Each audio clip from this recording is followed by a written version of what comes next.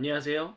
이 땅의 영성에 대한 통합된 그리스도교 관점을 소개하고 나누기 위해 기독교 대한선교교회 소금빛교회에서 설립하고 후원하는 파이미니스트리 푸뉴마티코스 연구소 주관 2024년 중국가정 그리스도인의 미덕 8번째 나눔을 시작합니다. 오늘은 이 책의 7장에 대한 내용을 함께 이야기 나누겠습니다. 제가 잠시 기도하고 시작하겠습니다. 오 거룩하신 주님, 저희가 그리스도교 영성 중국과정 이 그리스도인의 믿어 이야기를 함께 나눕니다. 주님께서 엔트라이트 목사님을 통하여 복음주의 영미권에 나눠주셨던 이 이야기를 저희가 함께 한국어로 묵상합니다. 주여, 주님이 주시는 지혜와 은혜가 충만하게 간절히 수모하고 원합니다. 이 시간 우리를 방해하려고 하는 모든 악한 마귀 사탄 세력들은 나사이 그리스도 예수님의 이름으로 저주고 떠나게 해주시고 오직 주님께서 주시는 은혜와 은총이 충만하게 하사 이 나누는 모든 내용을 통하여 우리의 영혼이, 우리의 존재가 주님과 함께 더욱더 온전하게 교제하며 살아갈 수 있도록 주여 우리를 성숙하게 하여 주시고 주여 우리가 주님의 거룩함에 항상 참여하는 그 안에 머무는 사람들 되게 하여 주옵소서. 시작하는 시간이 오니 마치는 그 시간까지 우리 주 하나님께서 함께 하실 것을 믿음으로 고백하며 살아계신 주 그리스도 예수님의 이름으로 기도드립니다. 아멘. 그래서 그리스도인의 믿어 오늘은 이제 8번째 시간으로서 7장 행동하는 믿어 왕같은 제사장 363쪽으로부터 421쪽에 대한 이야기를 함께 나누게 될 것입니다. 그래서 저희가 일단 7장을 여는 말 처음으로 이제 했을 때 엔티라이트 목사님이 이와 같은 이야기를 이제 진행을 합니다. 그것은 무엇이냐면 성례는 하늘의 삶이 땅의 삶과 신비롭게 맞물리는 사건이다라고 말한다라는 것이죠. 그래서 땅이 하늘을 통제하거나 조종하기 위해서가 아니라 하늘의 이야기가 땅의 삶에서 구체적이고 물리적인 실체가 되어 이 세상 속에 있는 인간들을 붙들기 위해 성례가 집행된다라고 말합니다. 왜 성례에 대해서 갑자기 이야기하느냐라고 했었을 때 저희가 푸뉴마티코스 연구소 기본 과정에서 다음과 같은 이야기를 나눈 적이 있습니다. 바로 성만찬을 행하는 것. Do this and remembers of me. 우리 주 예수님께서 직접 말씀하신 것이다 라고 이야기하죠. 이것이 예배의 핵심이다라고 유진 피터스 목사님은 이야기한 적이 있습니다. 그래서 이것을 행하는 것, 그리고 이것은 단순히 예배의 핵심만이 아니라 우리가 하나님의 선교에 참여하는 하나님 백성의 선교에 있어서도 가장 중요한 핵심이다라고 말씀드릴 수 있어요. 그래서 유진 피터스 목사님은 다음과 같이 얘기를 했었습니다. 뭐라고 얘기했냐면 우리는 성만찬을 통하여 새로운 존재로 형상화된다라고요. 하나님께서는 우리가 새로운 삶, 즉 온전한 희생의 삶으로 살게끔 다짐하고 순종하는 주체로 살도록 변화시킨다라고 얘기합니다. 온전한 희생의 삶, 순종하는. 근데 여기서 중요한 것은 굉장히 어불성설처럼 보이는 이율배반적으로 보이는 말을 유진 피터스 목사님이 하고 있다라는 것입니다. 그것은 무엇이냐면 순종하는 주체다라는 것이죠. 우리가 주체라는 거예요. 우리가 주님께 순종한다라고 해서 우리는 객체가 되는 것이 아니라 수동적인 존재가 아니라 능동적인 존재가 된다라고 유진 피터스 목사님 말합니다. 근데 그것이 뭐예요? Do this. 성만찬에 참여하라. 성찬을 나누어라. 그러므로 인하여 우리는 새로운 존재, 즉 성내전적인 존재 또는 성육신적인 존재가 된다라는 것이다. 물론 주님이 성육신하신 유일하신 분이기 때문에 우리가 성육신적인 존재가 된다라는 말 자체가 조금 어불성설로 느껴지는 분들도 있겠지만 중요한 것은 우리가 성내전적인 존재가 된다라는 것이죠. 왕같은 제사장은 바로 성내전적인 존재가 되는 것을 매우 중요하게 이야기합니다. 그래서 아우구스티누스가 이런 이야기를 한 적이 있어요. 당신이 성만찬을 잘 받는다면 당신 스스로가 당신이 받는 그것이 된다라고 얘기했었습니다. 그래서 사도들은 빵이 하나요 많은 우리가 한 몸이니 라고 말했다. 그래서 유진 피터스 목사님이 그렇게 얘기합니다. 아우구스티누스는 믿음으로 성도가 한 성만찬의 몸에 참여할 때 성령님께서 성도를 한 교회의 몸으로 만드신다라고 주장했다라고 해요. 그래서 아우구스티누스의 말처럼 우리는 우리가 받는 그것이 된다라는 거예요. 혹은 드 리박, 앙리 드 리박이 말한 것처럼 성만찬이 교회를 만든다라고 얘기할 수 있습니다. 그래서 한스 브루스만은 이것을 천상의 참여하기 Heavenly Participation IBP 코리아에서 번역된 이 책에서 그렇게 얘기합니다. 아우구스티누스가 성도에게 그들이 성찬을 잘 받는다면 그들이 곧 그리스도의 몸이 된다라고. 그것이 고린도전서 10장 16절부터 17절에 나오는 내용이다라고 합니다. 그래서 우리가 성례전적인 존재란다. 우리가 보통 왕같은 제사장, 우리가 청지기들이라는 말은 참 많이 해왔었습니다. 우리는 그런 존재로 성령님의 충만한 인재 속에서 하나님의 거룩한 형상을 회복한 사람들이에요.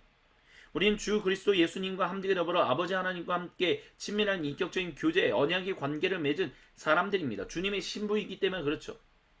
근데 중요한 것은 그것이 어떻게 우리가 그런 존재로 나아갈 수 있도록 항상 그것을 끌려다니는 수동적인 존재가 아니라 먼저 그것을 그 은혜, 전적인 은혜에 감사하여 그 뜻에 계속해서 참여하게끔 우리가 의지를 내게 만드느냐, 바로 성례전이 우리로 하여금 그렇게 그 장소를 만들어준다라고 얘기할 수 있다라는 것입니다.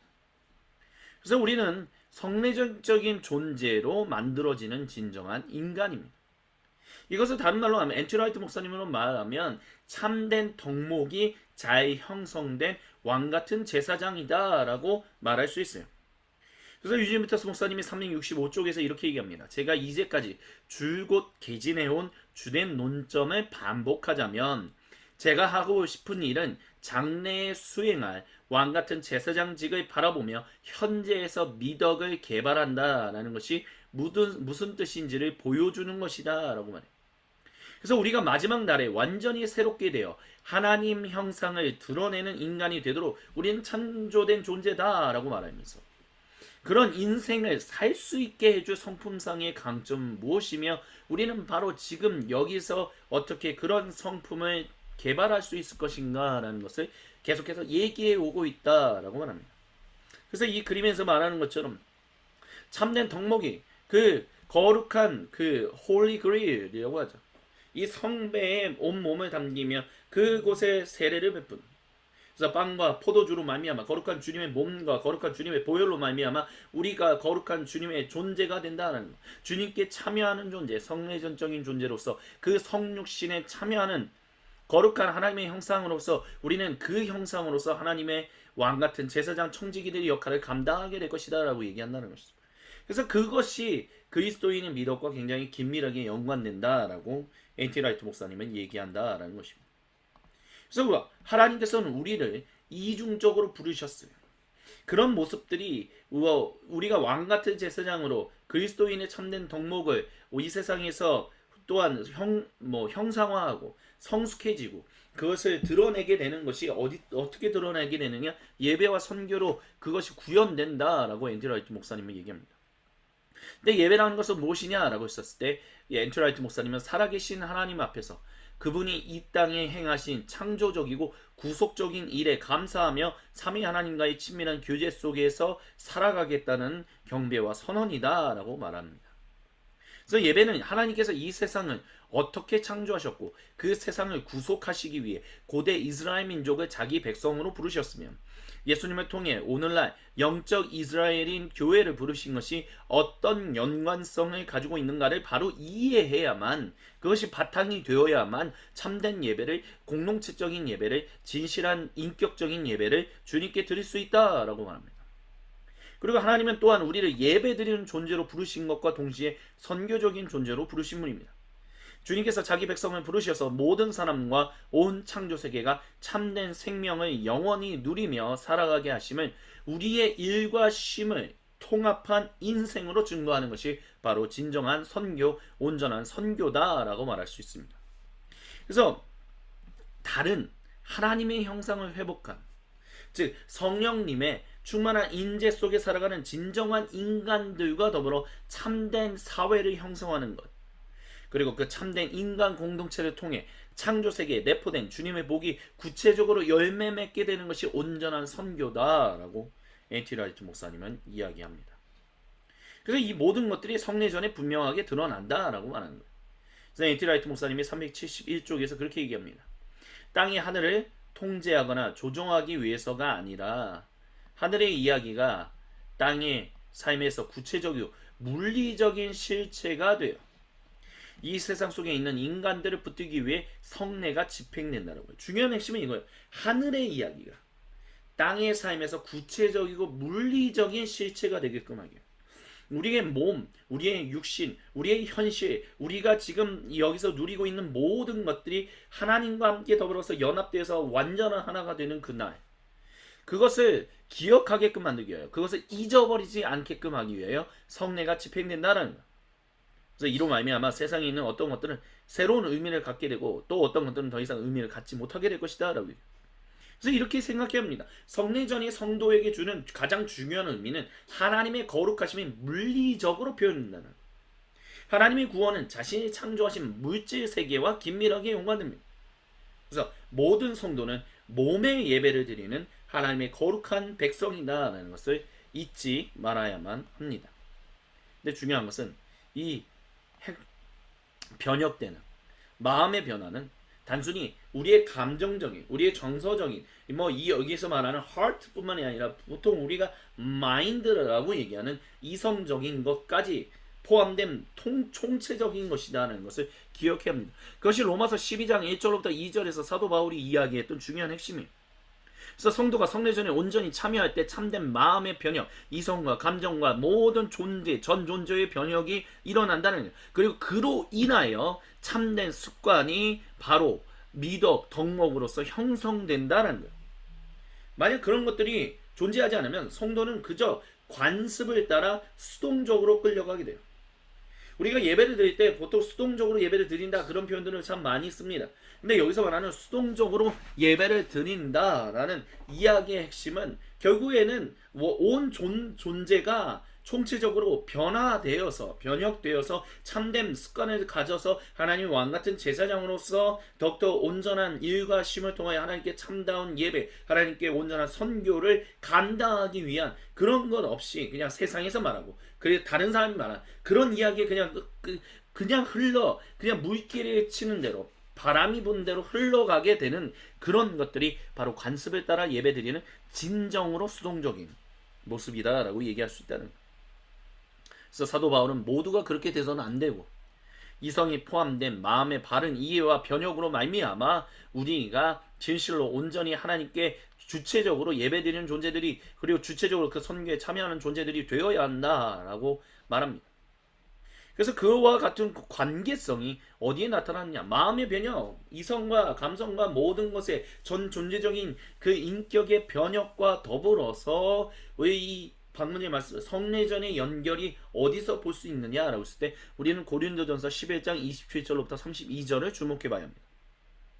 그러니 누구든 합당하지 않게 주의 빵을 먹거나 잔을 마시는 사람은 주의 몸과 피에 죄를 짓는 것입니다. 모두 자신을 살펴야 합니다. 여기서 말하는 살펴야 한다는 것이 자신의 존재를 총체적으로 살펴야 한다는 거예요. 성례전에 참여할 때 우리가 그것을 살피해서 온전한 마음의 변혁, 온전한 전 존재의 변혁이 일어나서 참다운 하나님 형상으로 성령 하나님의 그 충만한 인재 속에 거하는 사람으로서 하나님께 온전한 것들을 드리는 진정한 변혁이 마음의 습관이 몸의 습관이 생겨야 한다는 거예요.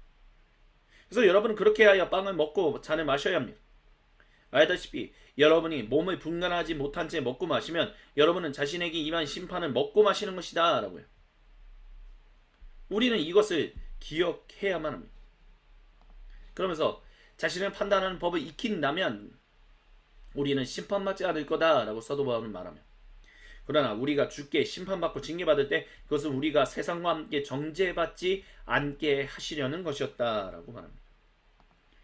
자신을 살펴야 한다는. 근데 그 살피는 장소가 어디에서 일어난다고요? 바로 성례를 함께 주님의 몸된 공동체로서 지키는, 같이 나누는 바로 그 장소에서 자신을 살피는 일들이 일어나게 된다라는 것입니다.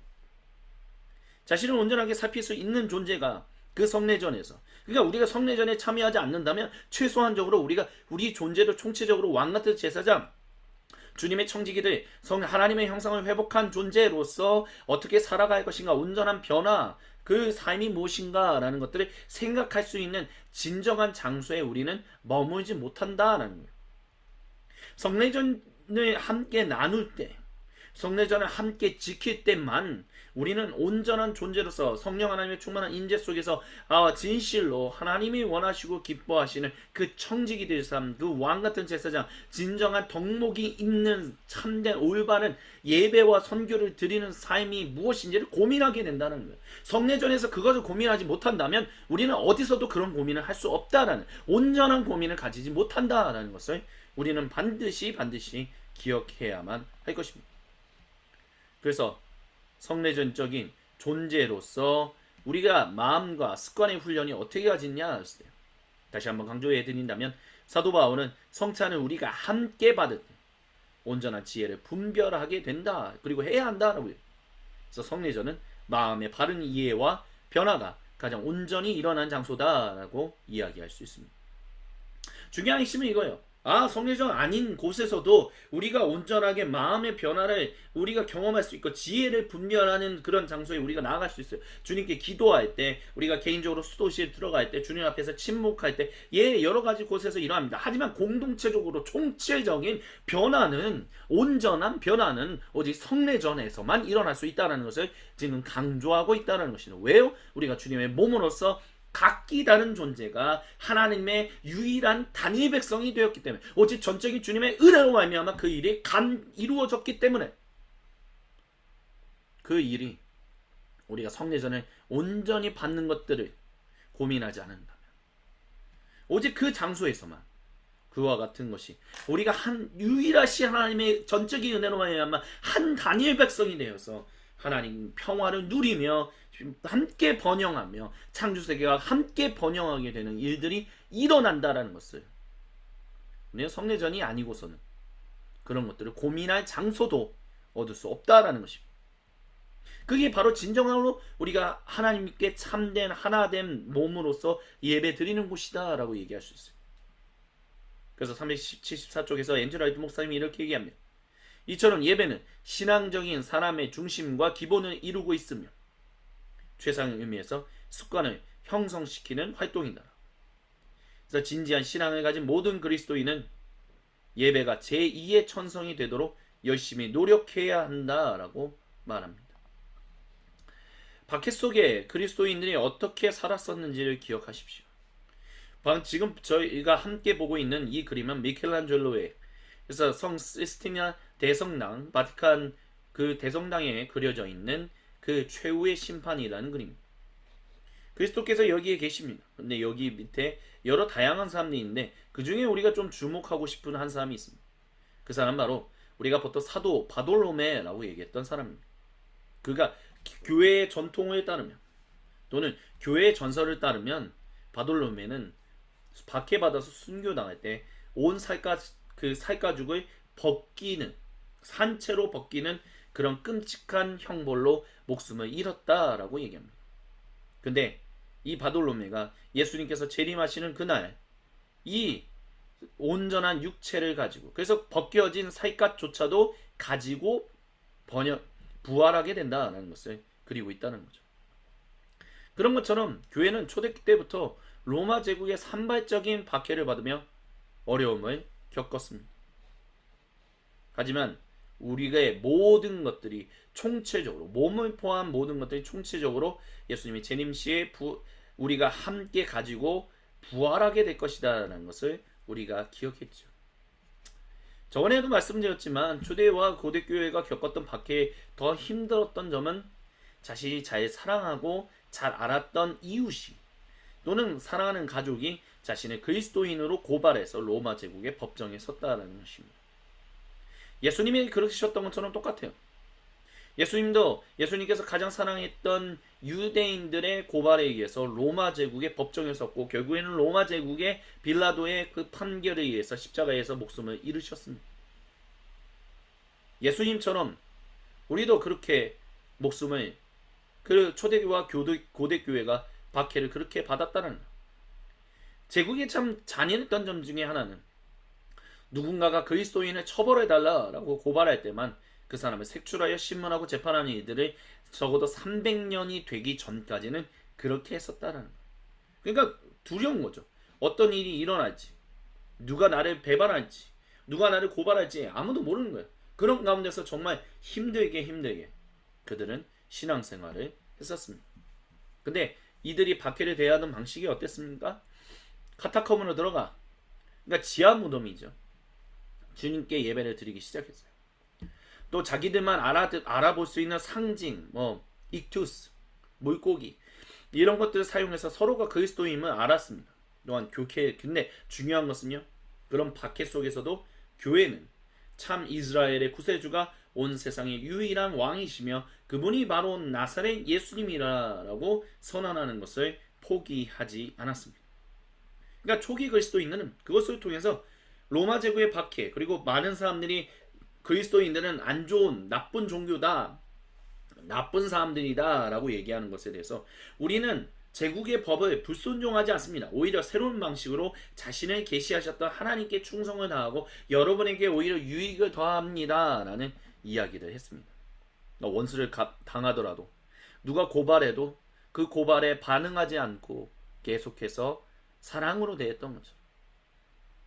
예수님이 그러셨던 거죠. 유대인들의 고발에 의해서 결국에는, 하지만 그들에게 똑같이 대하지 않으시고 주여 저들을 용서하여 주옵소서, 저들은 저들이 하는 일을 알지 못합니다 라고 말씀하셨던 그대로 십자가에서 죽으셨던 것처럼 초대와 고대교회 그리스도인들은 그와 같이 박해를 당했다는 거죠. 왜요? 그들이 전적인 주님의 은혜로 말미암아 온전하게 우리가 주님의 백성이 됨으로 말미암아 백성이 되었고, 그 주님의 백성으로 온전한 예배와 온전한 선교를 감당하라라고. 악으로 대하는 것이 아니라 온전히 선으로 악을 대하는 것이, 왜? 악인 나를 주님이 선으로 대하셨기 때문에. 주님의 백성으로서 나를 악하게 대하는 저들도 불쌍한 사람들이며, 그렇기 때문에 우리가 대적할 사람들은 저 사람들이 아니라 저들은 오히려 우리가 선으로 그들을 대해야 하는 주님의 구원이 필요한 사람들이다 라고 얘기했었다는 거죠.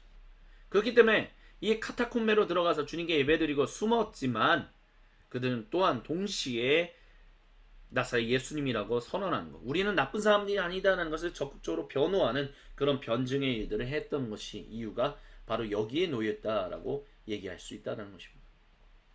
그래서 그들이 제일 중요하게 여겼던 것이 바로 사랑입니다. 성례전이 제일 중요한 핵심은, 성례전이 바로 주님의 사랑이 가장 온전하게 구현되는 장소이기 때문에, 그리고 우리가 그 사랑으로 말미암아 우리도 주체적으로 그 사랑을 구현하는 존재들로 살아가야 한다는 것을 보여주는 곳이기 때문에 그렇습니다. 그래서 사랑 안에서 초대와 고대교회는 증언했습니다.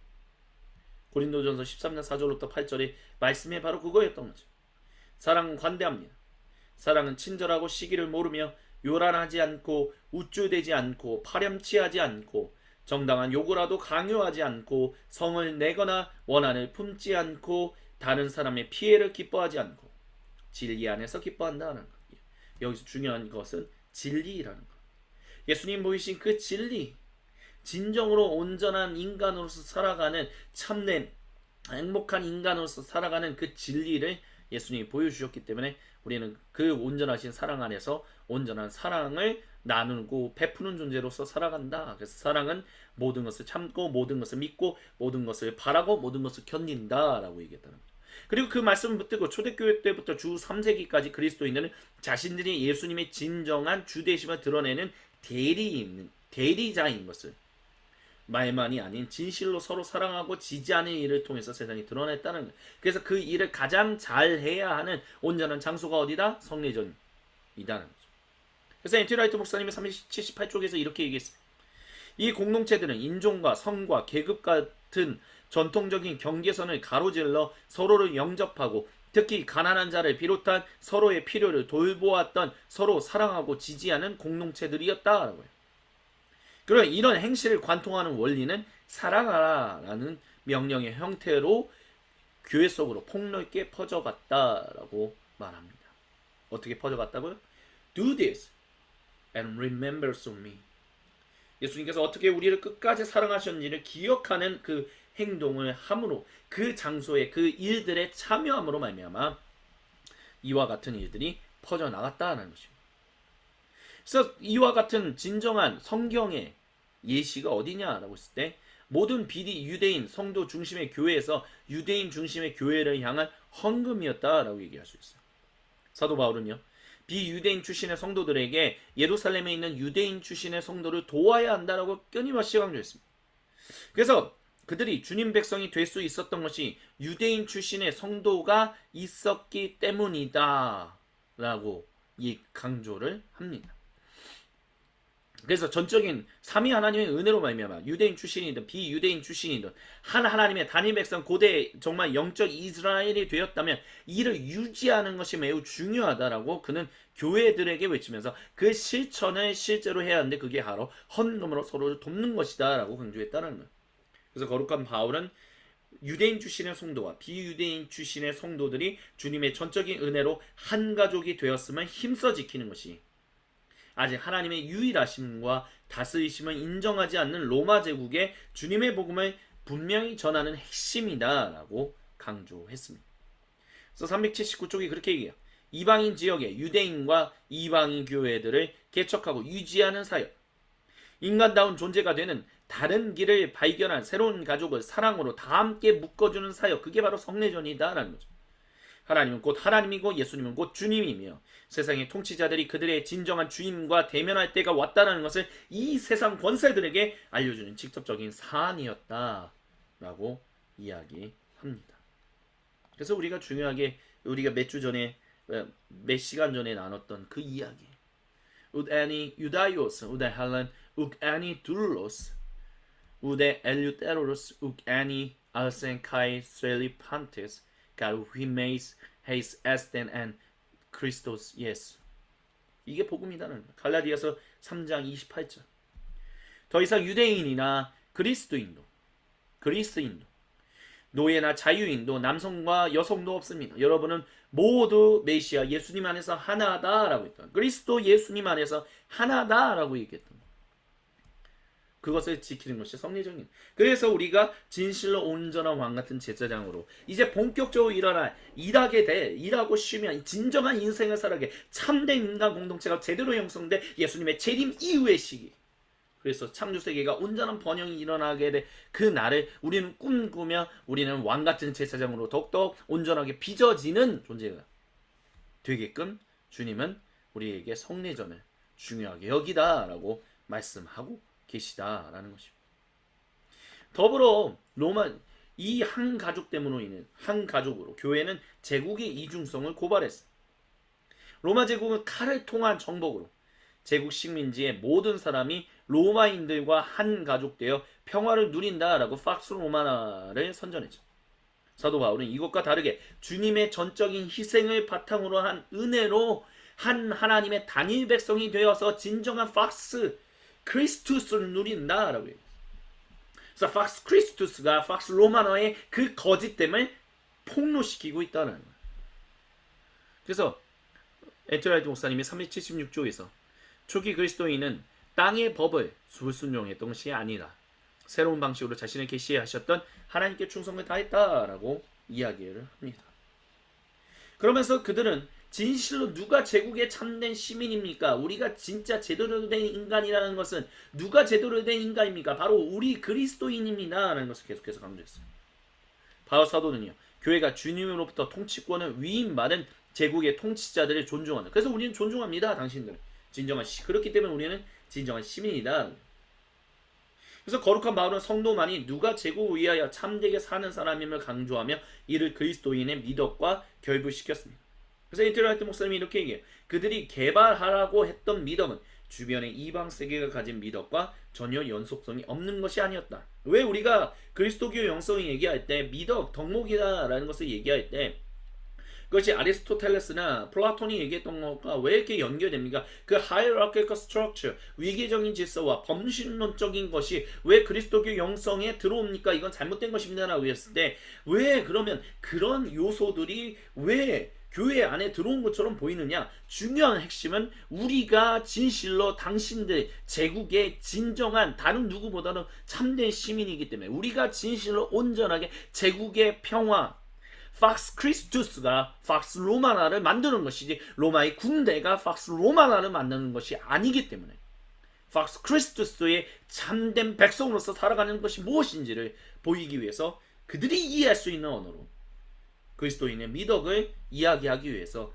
플라톤과 아리스토텔레스가 얘기했던 그런 내용들이 들어왔다라는 것입니다. 선교를 위해서 들어갔다는 거예요. 그들의 얘기가 좋아 보였기 때문에 그거를 차용한 것이 아니라 그들에게 복음을 온전히 증거해야 하기 때문에 제국의 이중성을 고발해야 하기 때문에 그들이 이해할 수 있는 언어로 교회는 참된 시민이 누구인지를 강조하기 위해서 그들의 언어로 이와 같은 미덕에 대한 이야기를 강조했다라는 것입니다. 그래서 그와 같은 내용이 바로 로마서 13장 7절에 이야기에 나옵니다. 여러분은 모든 사람에게 의무를 다하십시오. 조세를 바쳐야 할 이에게는 조세를 바치고 관세를 바쳐야 할 이에게는 관세를 바치고 두려워할 이는 두려워하고 존경해야 할 이는 존경하십시오라고 했어요. 중요한 것은 로마서가 쓰여진 로마 교회에 보내는 서신이 그 서신을 사도 바울이 썼던 이 중요한 이유가 무엇입니까? 바로 로마에 있던 비유대인 출신의 성도들이 황제의 그 명령으로 인하여 모든 것을 다 놓치고 버리고 쫓겨났다가 다시 로마로 돌아왔는데 수도 로마로 돌아왔는데 도시 로마로 돌아왔는데 그들이 온전한 한 가족으로 받아줘야 한다라는 밀어내거나 멀리하지 않는 것이 아니라 진실로 한 가족으로 우리가 함께 더불어 살아가야 한다는 것을 강조하기 위하여 사도 바울이 로마 교회에 보낸 서신에서 그와 같은 일을 했잖아요. 그러니까 그러면 누군가는 그런 생각할 수 있잖아요. 야, 로마 제국 진짜 나쁜 놈들이네. 얘네들한테 우리는 충성을 다할 필요가 없어. 우리가 그들에게 의무를 다할 필요가 없어. 우리는 그저 주님 안에서 한 가족된 팍스 크리스투스로 말미암아 한 가족된 이들과 사랑을 나누는 일에만 집중해야 돼. 근데 그게 아니다라는 것을 사도 바울이 강조하고 있다는 거예요. 로마 제국이 비록 잘못된 얘기를 하고 잘못된 명령을 내리고 그러므로 인하여 평화가 깨지고 그런 일들이 일어난다 할지라도 그들은 너희는 로마 제국에 의무를 다해야 할 일들을 해야 한다. 왜요? 그들은 주님의 복음이 필요한 사람들이기 때문에. 그렇기 때문에 모든 사람에게 의무를 다하라 라고 로마서 13장 7절에서 사도 바울은 얘기하고 있다는 것입니다. 더불어서 빌립보서 4장 8절에 동일하게 얘기하고 있어요. 제가 사랑하는 가족 여러분, 그 밖에 여러분이 깊이 생각해야 할 것은 이것입니다. 참되고 거룩하고 올바르고 순수하고 매력있고 호평받고 덕이 되고 칭찬할 만한 것은 무엇이든 깊이 생각하라. 왜요? 이 세상에 있는 모든 사람들 주님의 복음이 들어가서 주님의 백성이 되어야 하는 안타까운 사람들이기 때문에 그렇다는 거죠. 아리스토텔레스를 따랐던 고대 세계의 미덕은 여러 가지 것들을 굉장히 강조를 했었습니다. 근데 그 중에서 네 가지를 굉장히 중요하게 여겼었어요. 그것은 바로 용기, courage 또는 fortitude라고 얘기했고요. 절제, temperance, 정의, justice, 그리고 마지막으로 지혜, wisdom 또는 prudence라고 얘기했었습니다. 근데 참 재밌는 건요. 아리스토텔레스라는 분은 이 미덕을 중용을 지킬 때만이 이와 같은 것들이 일어. 즉 너무 넘쳐서도 안 되고 너무 모자라서도 안 된다. 그러니까 너무 넘치게 되면 악덕이 되고 너무 모자라도 악덕이 된다. 라면서 용기를 예를 들면 우리가 적당하게 잘 지키고 있다면 우리는 용기라는 미덕을 가지지만 그것이 너무 모자르면 겁쟁이가 되는 거고 아니면 너무 넘치게 되면 rush라고 해서 너무 난폭한 그런 어떤 것들이 된다라고 얘기를 해요. 또 하나는 예를 들어 볼까요? temperament 바로 절제에 대해서 얘기하는 거죠. 정말 적당하게 온전하게 가지고 있다면 절제를 가지고 있지만 너무 그거를 모자리고 잘 가지고 있지 못하다면 addictive 중독이 된다라고 얘기해요.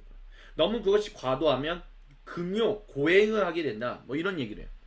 이게 아리스토텔레스를 따른 고대 세계의 미력. 그러니까 참된 시민.